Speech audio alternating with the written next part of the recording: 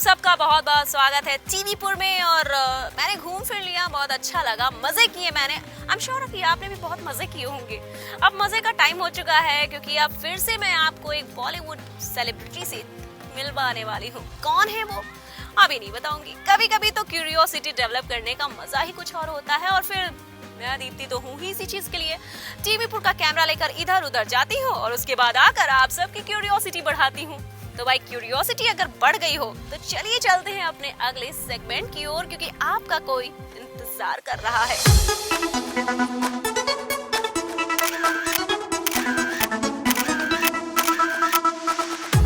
I am a small town man.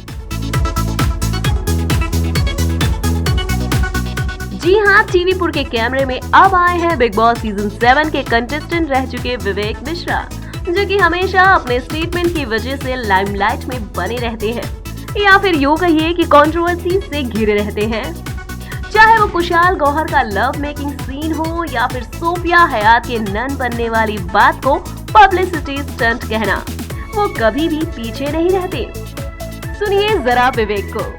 Live today के programme hello टीवीपुर में इस बार हमारे खास मेहमान हैं विवेक मिश्रा। जी हाँ, इन्हें आपने बिग बॉस सीजन 7 में देखा होगा और आज ये हमारे साथ हैं और हम इनसे कुछ खास बात करने वाले हैं। तो आइए जानते हैं उनसे अब तक के सफ़र के बारे में। विवेक जी, सबसे पहले तो लखनऊ में आपका बहुत बहुत स्वागत है। आपसे ये जानना चाहेंगे कि बहराइच जैसे टाउन से निकल कर मुंबई जैसे बड़े शहर में जो ये सफ़र आपने कैसे तय किया? सबसे पहले तो मैं लाइव टीवी का धन्यवाद कहना चाहूँगा एंड आपका प्रोग्राम बहुत अच्छा और शालू आप एक बहुत अच्छी होस्ट हैं। रही बात मेरे सफ़रनामे की, जो कि बहराइच से शुरू हुआ था, तो मैं एक बहुत छोटे शहर से हूँ, बहराइच, जो कि इंडो नेपाल बॉर्डर पर है, ईस्टर्न यूपी का शहर है। ऐसी कोई उम्मीद नहीं थी कि बम्बई पहुँचूँगा और टीवी में कुछ किरदार निभाऊँगा या कुछ और करूँगा। बहुत छोटे से शहर से निकलने के बाद मैंने एक दिल्ली में कॉल सेंटर की नौकरी करी, फिर उसके बाद मैंने थिएटर एंड मॉडलिंग करना शुरू करा। थिएटर एंड मॉडलिंग के बाद I wanted to become a director, तो मैं बॉम्बे जो पहुंचा था वो डायरेक्टर बनने पहुंचा था।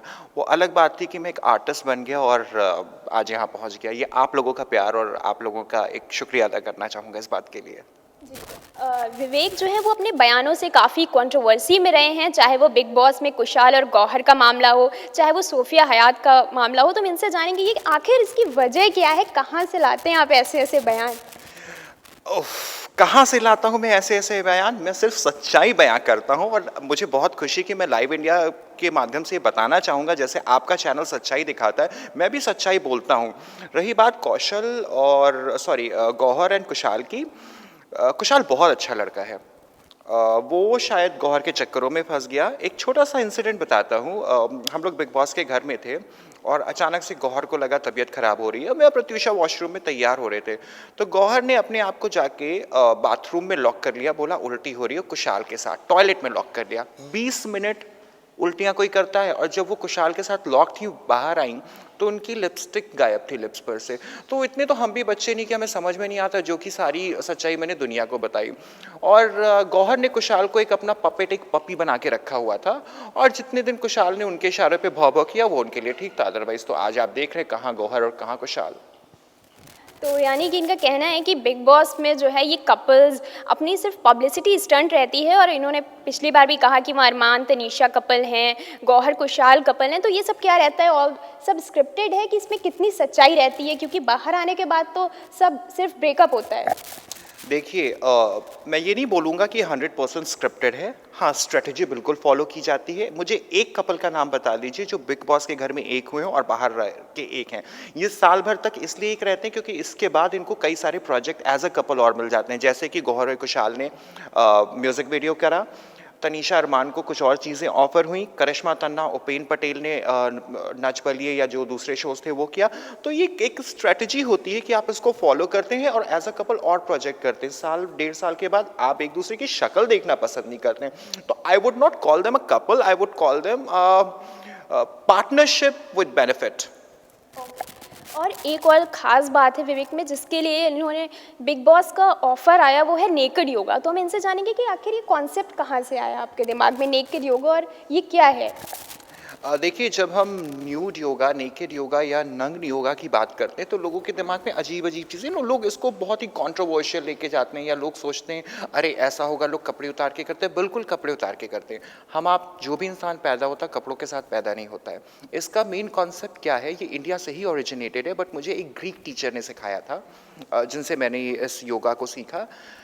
हर कोई शालू जैसा पतला दिखना चाहेगा, जो भी मोटी लड़की होंगी, अरे क्या फिगर है शालू का, कोई दीपिका पादुकोण बनना चाहेगा। उस प्रोसेस में आपको जिस तरीके से भगवान ने बनाया है, आप अपने को प्यार करना, आप अपने को सराहना भूल जाते हैं।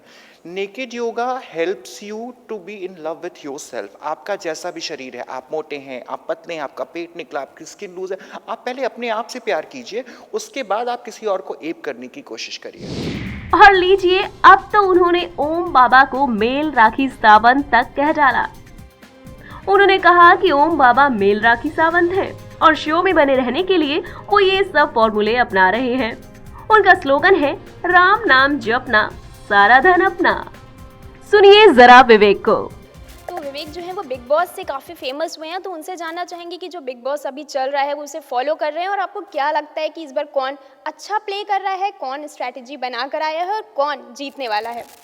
देखिए, इस बार का तो बिग बॉस बाबा के नाम है। बाबा जी का तो वो हाल है, राम राम जपना, सारा धन अपना और सारी पब्लिसिटी अपनी। वो मेल राखी सावंत हैं और वो बहुत अच्छे से खेल रहे हैं। उनका एजेंडा बहुत क्लियर है। You can love me, you can hate me, but you can not ignore me. मुझे गौरव बहुत पसंद है। गौरव चोपड़ा मेरे जानने वाले हैं, काफ़ी अच्छा खेल रहे हैं। मुझे लोपामुद्रा पसंद है और विजय बानी भी अच्छा खेल रही हैं। बट विजय बानी कुछ आपको नहीं लगता कि गौहर के बहुत ही गौहर से ज़्यादा होमवर्क को डाउनलोड कर आई हैं कि हर चीज़ों में स्ट्रेटजी एंड प्लानिंग। रोहन अच्छा है, रोहन के अंदर सच्चाई है क्योंकि उसके अंदर वो दिखावा नहीं है, वो प्लास्टिक एटीट्यूड नहीं है, वो बहुत इंस्टेंट है। तो मेरी उम्मीद है, मुझे लगता है गौरव चोपड़ा को जीतना चाहिए और अगर डिप्लोमेसी के हिसाब से देखा जाए तो विजय बानी इज डूइंग गुड। तो अभी तक तो हमने जाना बाकी लोगों के बारे में, अब हम जानेंगे विवेक के बारे में कि इनके आगे आने वाले प्रोजेक्ट्स क्या हैं और हम इनको किस अलग अंदाज में देखने वाले हैं। मेरे आगे आने वाले कई सारे प्रोजेक्ट्स हैं। मैंने टेलीविज़न में इतना खास कभी कुछ किया नहीं था। I have only been a host. मैंने टीवी एशिया के लिए शोज़ होस्ट करे थे। कपल ऑफ एपिसोड्स मैंने भी सावधान इंडिया के करे। बट एक स्टार प्लस पे माइथोलॉजिकल सागा आ रहा है जिसमें आपको दिखाया जाएगा परशुराम जी का एग्जिस्टेंस, की कैसे उनका रामायण के काल में था, कैसे महाभारत के काल में था, कैसे मॉडर्न युग में था। So I am playing Narad in that. I will be narrating the story.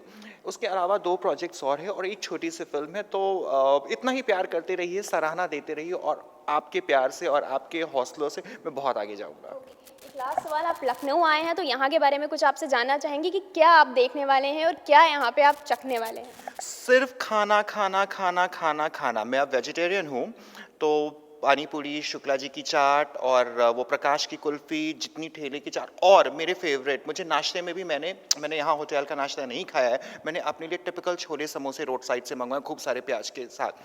तो जब आप लखनऊ की बात करते हैं, लखनऊ एक अपने आप में एक ऐतिहासिक जगह है। जो लखनऊ की सभ्यता है, जो लखनऊ की संस्कृति है, हर इंसान को आप कह के बात करना, जो लोगों का प्यार है। मैं जब भी लखनऊ आता हूँ, मुझे चाहे मैं 1 महीने भी अगर कभी ऐसा काश हुआ रुक के जाऊँ तो मुझे कम लगता है। मैं इन दिनों में अपने अंदर लखनऊ को हर तरीके से समेटना चाहता हूँ। चाहे वो रिक्शे पे बैठना हो, चाहे अगर वो टांगा इक्का चले उस पर बैठना हो, चाहे वो अमीनाबाद जाना हो, चाहे वो सड़क की कचौड़ियाँ खानी हो। तो मैं सब कुछ करने वाला हूँ, बहुत कुछ कर चुका हूँ, अभी सब कुछ करने वाला हूँ। थैंक यू सो मच विवेक जी। तो ये थे हमारे साथ विवेक मिश्रा, जिन्होंने बिग बॉस कंटेस्टेंट ओम बाबा को मेल राखी सावंत तक कह डाला। और चलिए अब हम चलते हैं अपने सफ़र की तरफ और विवेक को लखनऊ के चाट के चटकारे लेने देते हैं और फिर मिलेंगे आपके साथ कुछ नए सेलेब्स के साथ, कुछ नई शख्सियत के साथ। तब तक के लिए देखते रहिए live today. Video journalist Chandreshwar के साथ शालू अवस्थी, लाइव टुडे लखनऊ। इंतजार खत्म भी हो गया और फिर से इंतजार करने का वक्त भी आ गया। जी हाँ, यहाँ पर वक्त हो चला एक और छोटे से ब्रेक का। कहीं मत जाइएगा, दिल थाम कर बैठिएगा क्योंकि उसके बाद बहुत कुछ है आपके लिए, क्योंकि हम आप ही के लिए बहुत मेहनत करते हैं भाई। कहीं मत जाइएगा, छोटा सा ब्रेक लेते हैं।